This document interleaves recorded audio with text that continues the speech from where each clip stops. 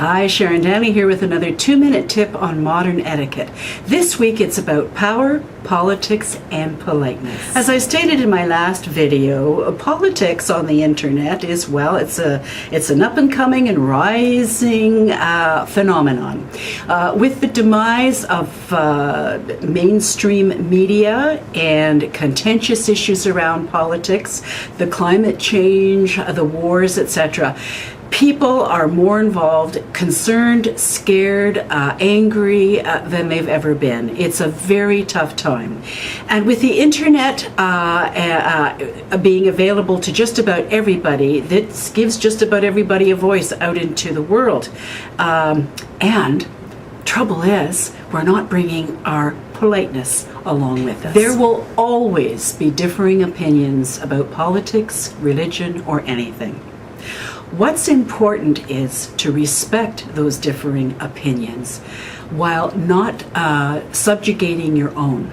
It's a very simple thing to do, really, when you get into the art of how to manage debate and differences of opinion. Here's a few very simple things to think about. Number one, respect everybody's opinion. Yeah, that's right. And sometimes that's really hard. Trust me, I know.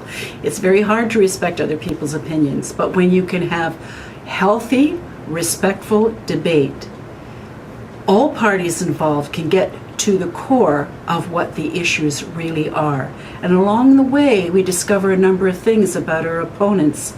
And when debate is done well, it can have your opponent ponder about what you're saying, as you hopefully will ponder about theirs.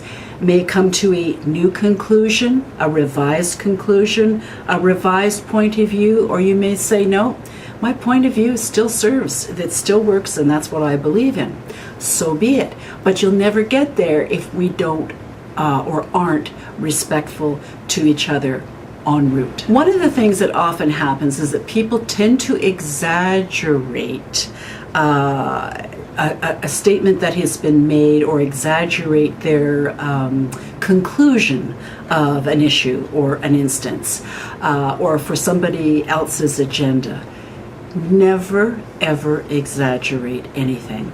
That way, you'll always be on target. You won't have to remember. You won't say, 12 this time and 7 another time and 14 another time. It'll always be the same number, whatever that number was.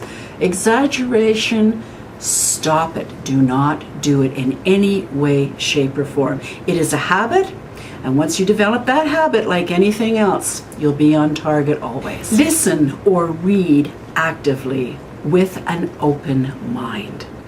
I know sometimes that can be really hard, but do that. And then if you're in a debate, ponder what you've read or spoken about, if it's over FaceTime or something like that, and then restate what you've heard in part to the other person or persons in the group, so that everybody understands that you've heard what's been said, and then make your point. And bullying, oy vey, that doesn't get anybody anywhere. It's time for everybody to use their big boy and their big girl words and to make a friend of their thesaurus. Learn how to express yourself in a way that isn't offensive to anybody else, but that gets your point across. Now, there will be times when there's just absolute brutish bullying out there. What do you do in a case like that? Well, there's a thing called block, mute, delete. Do not engage. Make your statement. If you need to try to make it again, but after 3 times especially. But I usually tend to, after the second time, I don't engage any further. Why is that important? You can say, I'm leaving the conversation. Thank you. Because you carry that around with you if you don't. And you're trying to figure out something about somebody that you can't really have a conversation about. So try your best, be respectful, and if it continues, in your own words, just say, thanks, I'm out of here.